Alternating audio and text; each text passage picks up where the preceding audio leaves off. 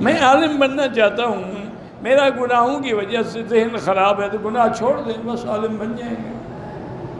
جب تمہیں پتہ ہی ہے بیماری کا تو اس بیماری کو چھوڑ دو۔ اسی لیے کچھ طالب العلم گئے تھے امام وقیع کے پاس، ان کو جا کے کہا کہ حضرت ہم پڑھ تو رہے ہیں لیکن ہمارا حافظہ کمزور ہے، باتیں بھول جاتی ہیں۔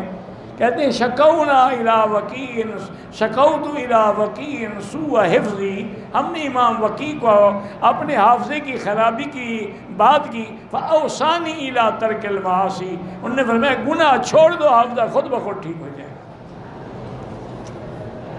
یہ گناہ جو ہے نا یہ تباہ کرتا ہے، اس لیے بڑے بڑے علماء روتے گئے کہ کم من اہل العلم ضیعوا العلم بین افغاز النساء، کتنے بڑے بڑے علم والے تھے جنہوں نے عورتوں کی ٹانگوں میں اپنا علم ضائع کر دیا۔ تو اس لیے اصل بات یہی ہے، بس اس سے بچو، اس سے بچ گئے تو سب سے بچ گئے۔ اتنی احتیاط ہوتی تھی۔ اب دیکھیں اللہ کے نبی کے پر کسی کو شک ہو سکتا ہے؟ نعوذ باللہ، جس کو شک ہو تو کافر ہو جائے گا۔ حضور اعتکاف میں تھے مسجد میں، آپ کی بی بی آپ کو مسجد میں ملنے کے لیے آئی، پھر حضور اٹھ کے بی بی کو دروازے تک چھوڑنے کے لیے گئے۔ تو اس سے اندازہ کریں کہ عورت کا کتنا بڑا مقام ہے کہ اللہ کا نبی اس کو اپنی بیوی کو چھوڑنے کے لیے دروازے تک جا رہے ہیں۔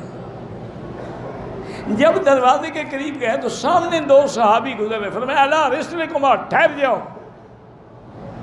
وہ ٹھہر گئے اور میں ہذہ صفیہ زوجتی، یہ بی بی صفیہ میری بیوی ہے۔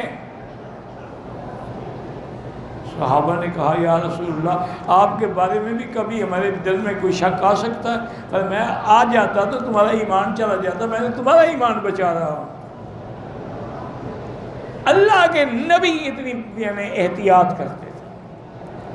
ہمارے ایک بزرگ تھے، فوت ہو گئے، ان کی عمر میرے خیال میں جب ہم وہاں پڑھتے تھے میرا اندازہ یہ ہے کہ وہ 90 کے قریب تھی، لکڑی پہ چلتے تھے، بڑھاپا تھا، لوگ بڑے آتے تھے ان کے پاس دعا کے لیے، تعویذ کے لیے۔ تو انہوں نے اپنے شاگردوں کو ہدایت کی تھی کہ اگر کوئی عورت آئے تو اس کو میرے کمرے میں اکیلا نہیں بھیجنا، اس کے ساتھ آنا ایک دو آدمی۔ ایک دن طلباء نے مذاق کی، انہوں نے کہا حضرت 90 سال عمر ہو گئی، کمر جھک گئی، اب کیا باقی رہ گیا ہے کہ عورت آئے گی تو تمہیں کچھ ہوگا؟ فرمایا شیطان کا کیا پتہ ہے، کسی وقت بھی آدمی کو گمراہ کر دے۔ اس لیے بچو گے تو بچو گے نا۔ عمرے کے بعد لوگ دعا کا کہتے ہیں، بالکل یہ حدیث میں ہے کہ جب عمرے والا یا حج والا واپس آئے وہ سب سے پہلے گھر میں نہ جائے، محلے کی مسجد میں بیٹھے اور لوگوں کے لیے دعا کرے۔ اس کے گھر میں داخل ہونے سے پہلے اس سے کہیں کہ وہ دعا کرے، اس وقت وہ اللہ کا مہمان ہوتا ہے، تو اس سے دعا کرانا بالکل جائز ہے۔ ٹوپی کے بغیر نماز ہو سکتی ہے، قمیض کے بغیر بھی ہو سکتی ہے، صرف چادر باندھے ہوئے نماز تو ہو جائے گی، لیکن یہ مسئلہ کہیں نظر نہیں آیا کہ ہو تو پھینک دو۔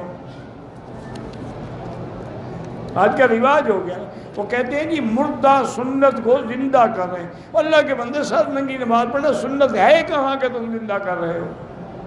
سنت وہ ہے جس پر حضور کا عمل ہو، حضور کا عمل تو ہمیشہ سر پہ کپڑا رکھ کے نماز پڑھنے کا ہے، تم کون سی مردہ سنت کو زندہ کر رہے ہو؟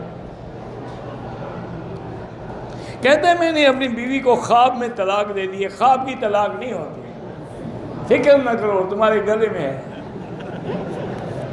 اب تم خواب دیکھنا بھی چھوڑ دو۔